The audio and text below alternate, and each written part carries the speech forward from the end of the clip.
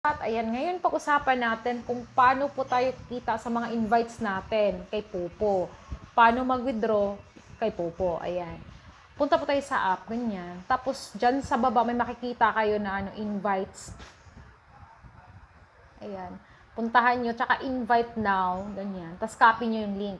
Yung link na na-copy nyo, yun yung link na isi-send nyo sa isang tao na wala pang account sa Popo. Kasi hindi nyo magagamit pag yung tao meron ng account kay Popo. Kasi hindi sila pwede mag-double ng account. Kasi one authentication lang po pwede. Hindi na sila makakapasa sa next na authentication.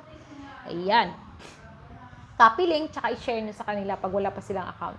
At saka, wag niyong kalimutang i-remind sila na mag-tasking at hindi sila maka-violate sa mga sa mga rules kay Popo sa solo live nila, lalo na pag babae. Kasi yung tasking na solo live, dapat tapusin na ng 7 days talaga. Ng 2 hours talaga per day. Para kayo din makaka-receive kayo ng reward kay Popo. Yan, tingnan nyo po yung sa akin. Dahil meron akong active na member, meron na akong na-receive na 120,000 na points. Points yun na-withdraw niya agad. Ayan.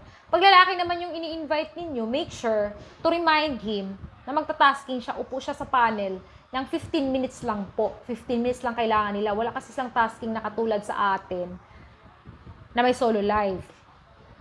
Ano lang sila, 15 minutes upo sila sa panel or sa party live.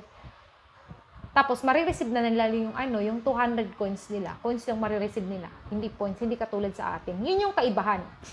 Ang lalaki, pag level 1 pa, until level 9, pag hindi pa sila baka pag akyat sa level 10, hindi pa sila maka-live at maka-party live, solo live and party live. Pero kahit naka-solo live sila or naka-party live na sila, naka-reach na sila sa level 10, wala pa rin silang tasking katulad sa atin na meron talaga tayong tasking na per hour talaga yung rewards na ma-receive natin. Yun yung kaibahan, yan lang yun. Kasi yung lalaki, dinidesign ni Popo for gaming. Ayan. Ang talaga, mautak talaga. Ayan. So, sa ating mga babae, daming chances kasi, daming opportunities. Ayan. Kaya, samantalain na natin. Ayan. Pwedeng kikita sa invites. Lalaki din po, pwedeng kikita din po sa invites. Pwedeng po kayo mag-invites ng mga wala pang account sa Popo. Use your link. Same process din po. Invite, tapos copy link, tapos send sa kanila. Ayan. Pero hindi yan makikita yung mga invites niyo pag sila, direct nag-download sila doon sa Play Store nila yung application ng Popo.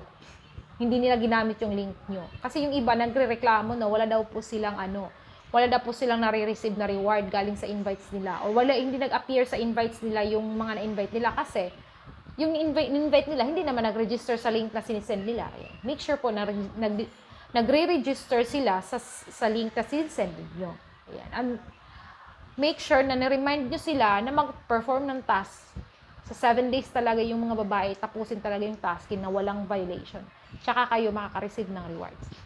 Tsaka makaka-receive din po kayo ng rewards pag makaabot sila ng ilang dollars na withdrawals. Like 50, ganyan. Makaka-receive din po kayo. Next, pag-usapan natin yung withdrawal. Ayun, kung paano mag-withdraw. Ayan, dito, pindutin nyo lang yung withdraw, ganyan. Tapos, ayan, kay USDT kasi ako, i-change ko lang siya ng GCash. Ayan, GCash. Tapos, pag wala pa kayong GCash, maggawa kayo ng account. Dito, may makikita dyan siya na na-add kayo ng account, withdrawal account.